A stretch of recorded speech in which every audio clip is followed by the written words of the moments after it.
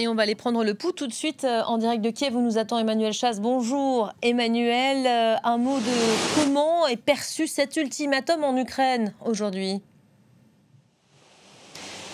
Eh bien écoutez, il y a plusieurs interrogations sur les annonces de Donald Trump hier. D'abord sur cette menace, cet ultimatum lancé à Vladimir Poutine. Pourquoi est-il long de 50 jours? La Russie n'a-t-elle pas déjà prouvé qu'elle n'avait pas intérêt ni intention d'arrêter la guerre? Donc ce délai de 50 jours pose question.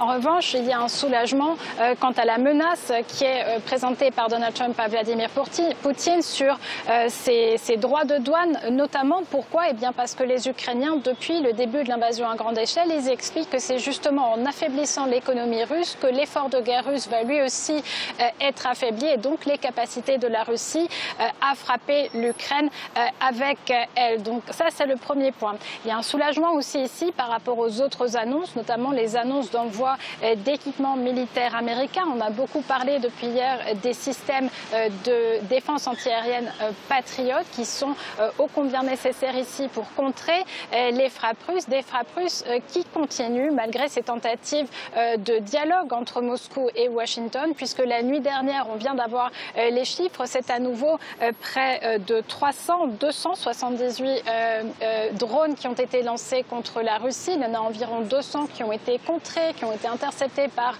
les forces aériennes ukrainiennes. Mais on voit quand même que ces barrages, ils continuent jour après jour. Donc on voit que Moscou continue de tenter d'infliger des dégâts matériels à l'Ukraine, mais aussi de démoraliser la population.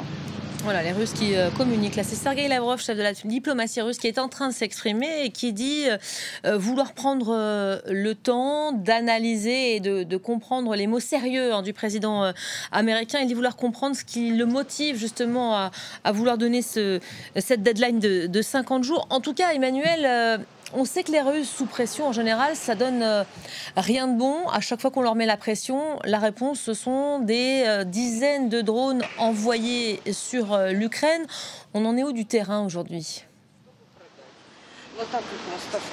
Oui, tout à fait. La pression russe, elle continue. Elle ne se traduit pas non seulement par ces raids aériens qu'on vient d'évoquer, elle se traduit aussi sur la ligne de front. Et même si finalement on ne voit pas de succès majeur le long de cette ligne de front par la Russie, on voit tout de même Moscou annoncer des petites victoires sur des villages que les troupes russes ont auparavant transformés, il faut bien le dire, en ruines, des villages qui ne sont plus rien qu'un tas de poussière finalement. Et c'est finalement comme ça que Moscou justifie sa propre guerre d'agression au sein de sa population, puisqu'il faut bien répondre devant la population des actions du gouvernement. Mais c'est vrai que les Ukrainiens qui vivent soit sur la ligne de front directement à côté des combats ou bien tout simplement dans le reste du pays à la merci des bombes russes, ils ont cette inquiétude que pendant ce laps de temps, ces 50 jours impartis par Donald Trump à Vladimir Poutine, eh bien, les bombardements vont continuer. Est-ce qu'on va voir encore une intensification avec jusqu'à 1000 drones par jour? C'est ce qui avait été évoqué